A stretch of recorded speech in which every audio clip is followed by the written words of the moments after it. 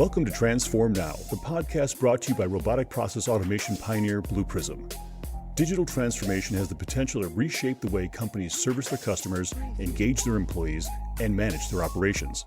Whether you're looking to develop strategies, tactics, and best practices to positively impact the future of work, or you're curious to learn how other companies have successfully navigated their digital transformation programs, then this podcast is for you. We're here to help you transform now. Hello, I'm Xina Seaton, co-founder of Women in RPA and Vice President of Customer Experience here at Blue Prism. Today, we're going to talk about how intelligent automation is transforming the supply chain. There's no doubt it's evolved tremendously since the beginning in the 20th century with the introduction of the assembly line. But today, executives are embracing a whole new type of automation in order to optimize business outcomes.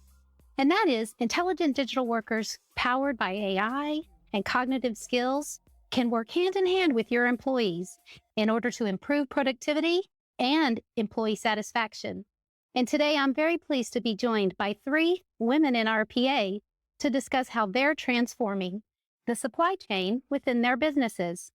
So today I'm joined by Vandana from Unilever, Kim from Sysco, and Margarita from the Hershey Company. Hi, ladies. Can I have you each introduce yourselves? Yeah, sure. Thanks, Xina. So, hey guys, my name is Vandana, and I'm the Director of Transformation at Unilever. I joined Unilever almost 2 years ago to champion and drive digital agenda, primarily for North America. But then I also started leading the efforts in the global space. Pandemic accelerated the need for automation and reliance on digital tools. Earlier on, I focused on digital and technological literacy. But then as the audience started maturing, I focused more on driving value via real use cases in RPA and intelligent automation. The journey has been fulfilling and very rewarding at the same time. The biggest success was the setup of governance and COE framework within the organization to drive change faster with synergies. We're excited to be part of this panel. Great. Welcome. Margarita. Hi, ladies. First of all, thank you for having me here and representing the Hershey Company. I am the Business Automation Process Controller at the Hershey Company, and I have been doing this for 2 years now. I started early 2019, a few months after the RPA team actually started at Hershey. I've been with the Hershey Company for 14 years now, I believe it is, and this is the most exciting position I have had. I very much love dealing with intelligent automation. And so what I do is oversee all the day-to-day activities, tasks, but I also support about 30 plus live processes on a daily basis as well. I'm also supporting the S4 project to make sure that everything that has to do with automation goes as smoothly as possible when we do that upgrade. And at the same time, I'm also leading project for Supply Chain 2.0. That's basically it in a nutshell. Hi, ladies. My name is Kim Meredith. I am the product and platform owner for RPA at Sysco. I've been at Sysco for about 8.5 years now. And for most of that time, I've been in the business technology space. About a little over 2 years ago, I joined the RPA team. And so now I lead the business technology side of the RPA COE for Sysco. So my team helped establish, it was a proof of concept team. Basically, we established the platform at Sysco when we were originally focused only on one area of business. But in the last 18 months or so, we have become a fully federated enterprise-wide program, and we're now servicing all different areas of our business. So most of our growth happened over the pandemic. We had planned for it to happen over the next couple of years, but it happened in a very short period of time. So it has been a lot of fun. Great. It sounds like all of you have embraced automation as well as a way to optimize your supply chains. And thank you very much for being here with us to discuss that today. So I'd like to jump right in and start with talking about how intelligent automation is being used as a strategic lever in your businesses, and really going beyond isolated task automation, doing more full-scale end-to-end automation to drive transformation. So Vandana, let's start with you. Can you share how automation is impacting Unilever's operations and streamlining the assembly, production, and inventory management? Yeah, thanks, Zidan. Great question. I think this is very important, especially now in the COVID environment, in order to streamline your activities in supply chain reporting and critical data elements are very important. You need information in real life, or I would say real time, to make an impact faster, quicker. And right now, more than ever, because sometimes you get your information or reporting on product production, waste, inventory management. And if a human being is just crunching that information, by the time that information is there, it's outdated already. So how do you make it relevant at that very moment that you have to utilize the help of a digital worker? And that's how we found success. So finding success with digital automation, and I've been building RPA and rolling it out in a couple of sourcing units. And once that made the mark, we replicated that. So this way we were able to streamline quite a few things, found synergies across the board, and also streamline. We saved ton of time. We provided some time back for well-being for people so that they can focus on themselves, because no one can understand better than the factory environment at this moment. They are under extreme pressure. So if you can give them right tools, especially the automation type of environment, they will ramp up faster. And that's the most important thing, which is helping the organization. What do you, Margarita? Anything you want to add? Yes, I would actually like to talk to you about this one robot that we have.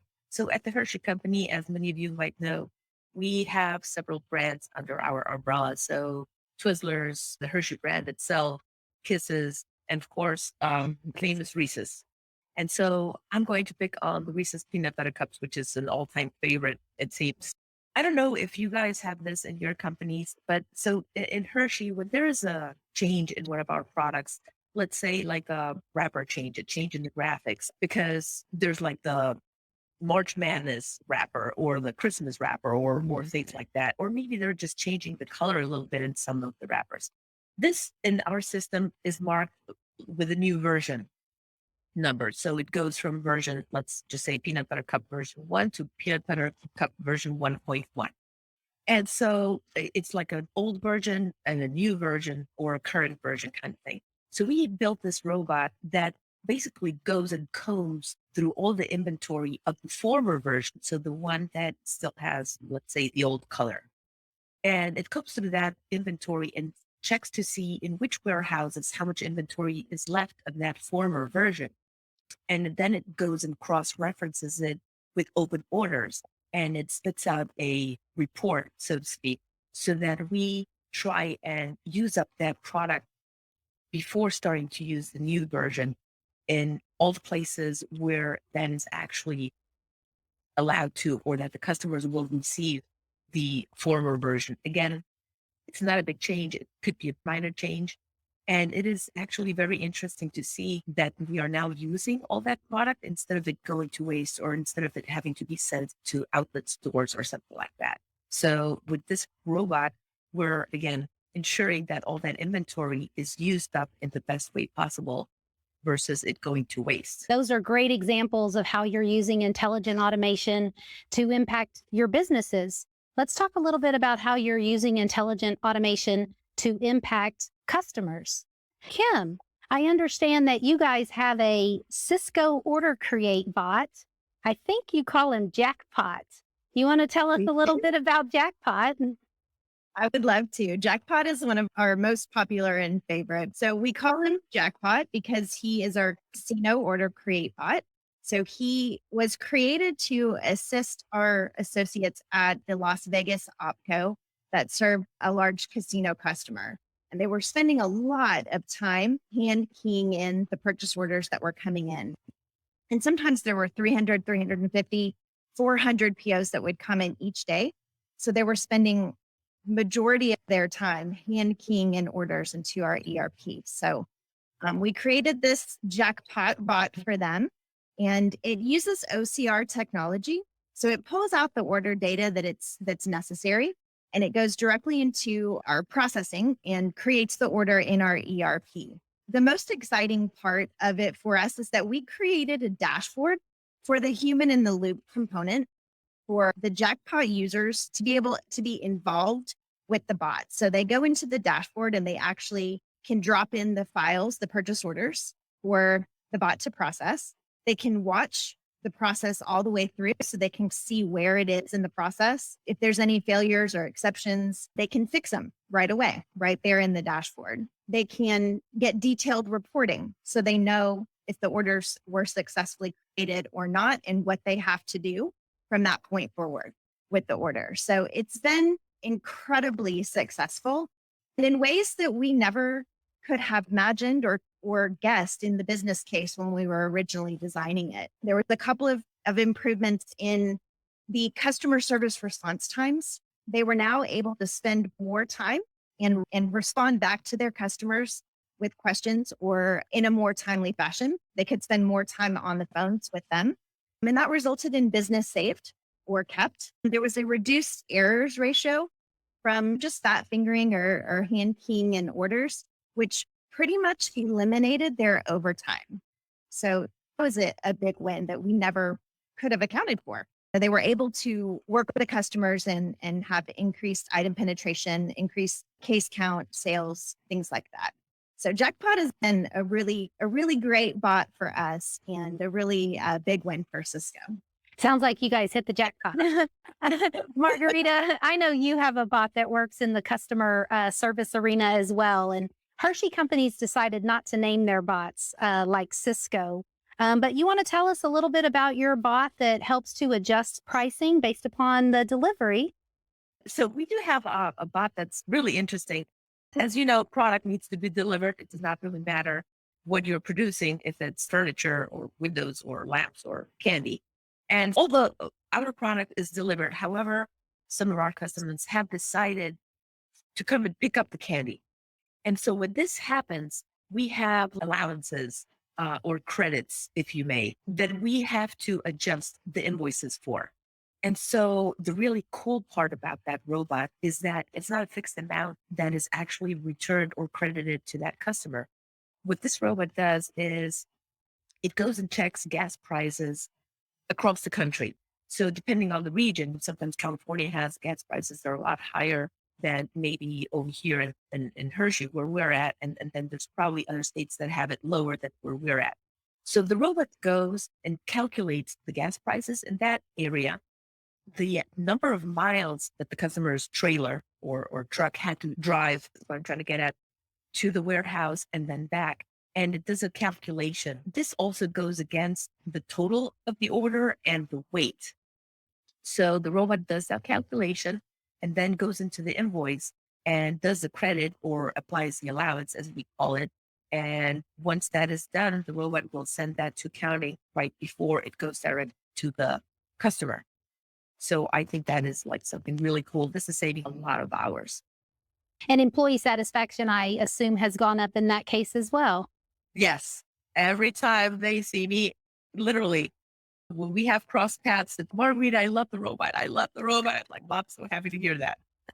I love to hear that as well. It's great Yes. to hear. So one of the things about supply chain and optimizing supply chain that's difficult is just the sheer scale of your global organizations.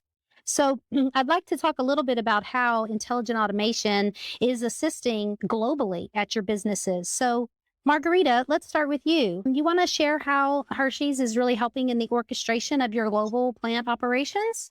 Sure. So as some of you might be able to imagine, when it comes to plants, production plants, there is so much that needs to be done regarding maintenance, for example.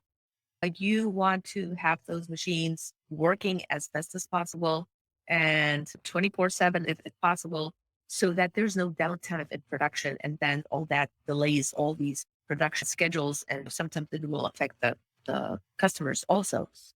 So we have a robot that what it does is it goes and takes into consideration a lot of things, because when you want to maintain a production line or any other area in a plant, you have to make sure what the schedule is. If there's a shift change involved, if there's like a product that is a line that's going to run a different product is involved, and therefore they need to deep clean or deep cleanse that line, before they run that other product, and a whole bunch of different stuff. So this robot goes and takes all that into consideration and then checks to see where the maintenance is needed so that, again, there's no downtime, and then spits out a report with a suggested schedule for maintenance with all sorts of different types of work orders, updating a band, cleaning, oiling, whatever.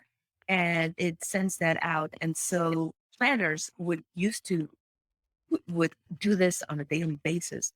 And now across the board, we are going to give back with the help of this robot. We're going to give back approximately 500 hours a year per planner.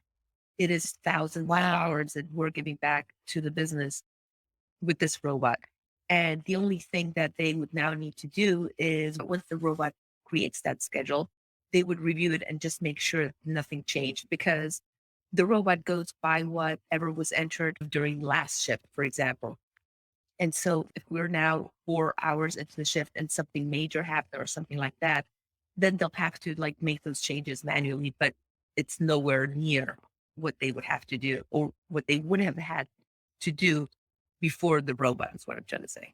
Yeah, awesome. It's very interesting. Kim, I'm guessing you also have something of the sort. We do. To your point, we have a huge operation. So the size of our enterprise and the complexity of our operations make product management a key area for Sysco, a key focus for Sysco. We have a number of bots, but there's two in particular that I'd like to tell you about in this space. The first bot is called Waldo. And Waldo is our OPCO to OPCO invoice sourcing and vouchering bot. So basically what he does is OPCO to OPCO, he compares open payables to open receivables. And if he finds a match, then he will go and vouch them in our ERP. Waldo processes more than 500 of these invoices on a weekly basis. And that's around 3,000 hours in a little over a year that he has saved. So he has been a phenomenal bot for us in that space. The second bot that I'd like to tell you about is Olaf, and he is our fresh to frozen bot. So Olaf is our product conversion and PO processing bot. He processes purchase orders each day that convert fresh product into frozen product. So Olaf saves our business about 2,500 hours each year. So he's also been an exciting bot for us. And these two bots have helped our business by taking that work off of their plates, allowing them to focus on just the outlier cases or any referrals that might come from that. I want to say about 4,200 hours have been saved for the business just from those two bots. Product management is a huge thing for us and for automation. So on the other end of the spectrum, we do have a bot named Mel, and he emails suppliers looking for invoices so that they can get paid. On the other side of the coin, we're also introducing automation to help our customers or our suppliers in that space as well. Those are great examples. And Vandana, let's go back to you and have you share an example. You started our panel here today talking about how you're leveraging real-time data in order to drive performance improvements in your plant. You want to share some specific examples that you guys are using there? Yeah, so data is key. And I think that brings some trust in, and that brings some, I would say, connection with your people, that what actually you want to do. So reporting, as I mentioned earlier, you need reporting everywhere, in every department, in every group, every place you need reporting, because how will you show that whatever you're trying to do is making an impact? So with that said, first of all, when we started in supply chain, our bots were important that we started replicating. And once one was built, it started working through our multiple sourcing units. Then we started using data to show this through dashboard across all sourcing units. So again, very real time. And the good part is then when you showcase your information and people are able to believe in it and they can run with it directly.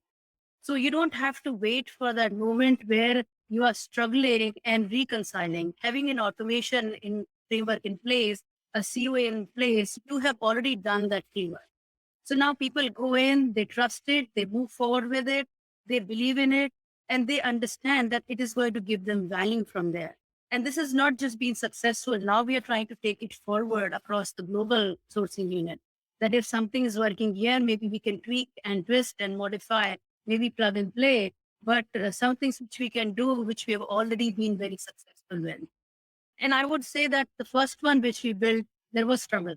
I mean, there are always pains in order to have some gains. And that's where we went through the whole process of figuring out which one will be the right one, which will save us ton of time. But once we did it, I don't think there was any stopping that.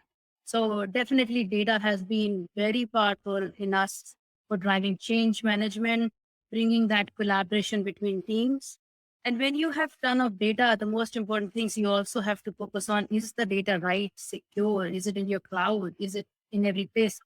As you go through that, your COE also helps you or prompts you to make sure you have taken care of all these things. So I would say having a COE, which I established almost 2 years ago when I joined, that was a big mark, because now everything goes through it. Pain points are recognized. If we have to change or pivot at any given point of time, bring it up and we discuss and make changes. Now we are becoming proactive as far as we publish our PDDs within the team that this is what we are working on. We check it beforehand. Otherwise, you're catching the information which could be wrong or which could be detrimental. But all these processes and checkpoints along the way, I think, has strengthened the process. And now we can trustfully say that these bots are not workers who are running amok, but these are actually adding value and giving you a lot of time back. And that I'm curious, how easy is it to lift and shift success that you've seen in one plant, region, maybe area of the world to another? Is that fairly easy, or is it a do-over? So moving from country is slightly challenging depending on what system they have. But within the country, definitely very easy. But if those systems are entirely different, then you have to basically start from scratch. Then it is a new bot altogether. Okay. And if in situations where you have entirely same framework, same setup, same ERPs, then it is much, much easier. And do you have a federated COE like Kim at Sysco? So I established one within my own organization. So that is the only COE we have. I'm trying to make it bigger and take it global. So most people can utilize it and understand actually the power behind it. So the most important thing is people should understand, why do we need a COE? So I had to start from there. And now ours is very successful. So I'm going to replicate it in the interest of making bigger and streamlining it across, so that people understand once it is done and made a mark. This one will be easier because no bot will be involved in moving a COE from another place or replicating rather. But definitely learned a lot during every step. Where are the pitfalls? What are the checkpoints? Where a person should focus on? What are the things you should look at earlier on? A simple thing as RACI metrics as part of your theory, making sure people are aware who needs to be responsible for what and I would say where. And then making sure another simple thing, communication is very clear. So the COE plays multiple roles from the grounds up to making sure it is elevated to a point where all communications are going constantly and people are, in the know that we have something. Great. One of the things you touched on there is around trust in the intelligent automation. Share with us some techniques or some tactics or some strategies that you have employed in order to build that trust. So I would go back a bit. When I started this whole transformation agenda with the organization, the most important thing actually was trust. Because if your people are trusting you, your employees are trusting you, then obviously they will move faster with you. They will be the champions who will drive this change with you. But if they don't believe and if they don't trust, then you can go only so far. And trust comes with awareness. Trust comes with knowledge. Trust comes with believing in it and fully aware of what automation actually can bring you. So obviously the first thing was starting with that, because when you are transforming or automating your repetitive and boring tasks, RPA is the first thing you think about. And then when you mature, then you take it RPA plus or further. So we started there. And when people started seeing the power of it, that, yeah, it is saving me hours. Maybe I can do something better than what I was doing before. whether it is reporting or maybe reconciling or maybe running your plans or sourcing units, you are getting something delivered in your inbox at, let's say, 8 a.m. For that, probably you were spending hours, maybe a couple of days to get it and not even able to deliver at 8 a.m. On Monday morning. So these things actually helped that trust. That actually solidified that trust that, yes, this automation is going to help us, not track us, not take us behind. Because you have to make sure people understand the value prop before they get on with you on the bandwagon. So that's where it started. And when people started just trusting and believing, they started championing. And eventually it got like wildfire. A pandemic accelerated that. And then we are at a point where maturing in our RPA space. Because whatever boring, repetitive sort of definition wise, we are getting there. So next thing would be, how do you motivate others to take it beyond that? So intelligent automation and then hyper automation. So how can you utilize RPA combined with anything else, AI, machine learning, or what? So I would say that brings maturity in your audience also. So trust is a must. I would say that is a tagline. Trust is a must, because without that, I don't you can move any faster in your organization. And when you show them the power of it, that your data is sound, secure, believable, integrity is there, I think they are with you. I like trust is a must. I'm gonna use that one myself. Kim, you want to share some secrets that you've had in building trust within your business? Yeah, absolutely. Like everybody else, we were met with resistance when we first started with automation. I think there's a misconception out there when you introduce automation into a space that there's a potential for job disruption, right? That has not been the case at Sysco at all. And so it just took a little bit of time for people to realize that was the case. But I think there's three main points when I think back on our journey that I can think of that made a difference. And the first one was a showcase that we did. We invited everyone to come, and there were different stations that they would travel around to. And the very first one was with me, where I gave a presentation on what RPA is and what it isn't, right? So that was big. We, featured a couple of bots. So they got to learn about the bots and what they did. And then one of the most popular stations was a build your own bot station that we presented. And so that was really fun. They enjoyed getting to actually hands-on build a fun little game bot.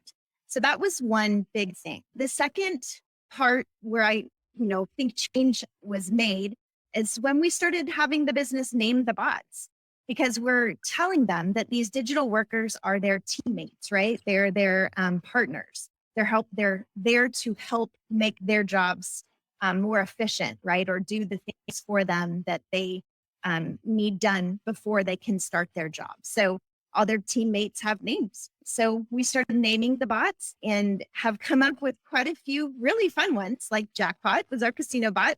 And Olaf is our fresh to frozen bot, which any of you have small children, you learned about Olaf, the lovable snowman, right?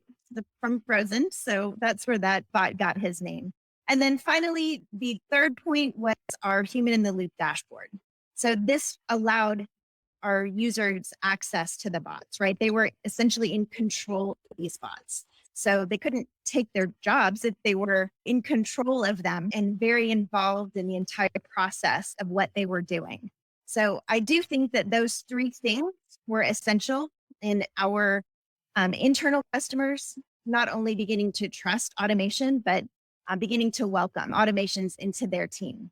So it's been a great journey for us. But to the second point of that is security and compliance, right? That has become a key focus for Sysco, as well as probably in the industry, right?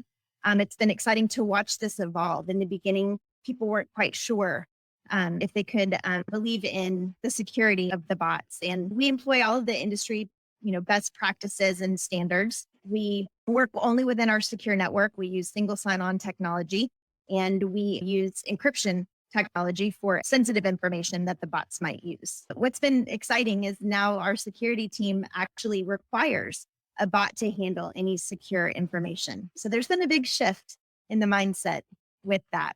It's been really fun to help drive that change too, I'm sure, as you're helping to drive that transformation at your business. So Margarita, Absolutely. Let's finish with you sharing your thoughts on how to drive trust within your employees and your risk and compliance teams for intelligent automation. Sure. So before I say that, I just want to build a little bit on what you ladies had said about little digital workers running around. Because at the beginning, there was actually people at Hershey that imagined it's not that they really thought it was going to be like that, but they would say, "Oh, I was imagining like a real robot sitting at a computer, kind of like doing it," and Will would like continue and just get a kick out of that. Again, it's not that they were really thinking it was going to be a robot sitting there, a Star Wars type thing. At the beginning, I do have to say there was a lot of it from all the teams that we were trying to work with. As time went by and slowly but surely robots were created and they came to life, and people started seeing all the time now that they had on their hands to do other stuff. Because as we know, a lot of the digital workers are usually doing routine type tasks. We're not at the point where we're using artificial intelligence. So everything's really routine based. So we took all that work away from the people that we were working with. And slowly over time, with the reports, with testing, with showing them, with them seeing the results, with Vandana said, they get there on Monday morning and now they don't need to do that huge report that used to take them an hour and a half, right? Or a daily basis, maybe to do something else that they needed to do. Now the robot runs at, at 5 a.m. And by the time somebody starts working at 6:37, they have the report there and ready to go. And so people put the guard down, so to speak, and welcome the digital workers now to the point where so the word got out, we have customers that keep coming back and can you do this? Can you do that? Can you do that? And most of the times it's yes, we can. And then there's some of them are like, oh, we're not quite there yet because actually we're not doing artificial intelligence. You still need to send out the email. You still need to wait for the response, or you still need to go to a meeting and see what's decided by the situation. And so people are welcoming RPA a lot more. And it's very interesting to see the change where we would go and talk to the manager and explain what RPA was about, and then try and figure out which process we could automate for them. Whereas now the shift has gone to, hey, we have all these processes and we think from what we've heard from other teams or from you, we think you can help us with all these 10 of them. And then we'll look into those and we'll do the minor tweaks. Sometimes there's data standardization and stuff like that, or optimize the process before we automate it. But it's been a very interesting shift. Regarding security, we have a very stringent request for access for each of the robots. So the way we do that is because Kim said, it's like somebody that's part of your team. It's like a new employee or a new contractor or something like that. Even though we do not give them names, they do have a name within the Hershey network, and they each have their own user ID.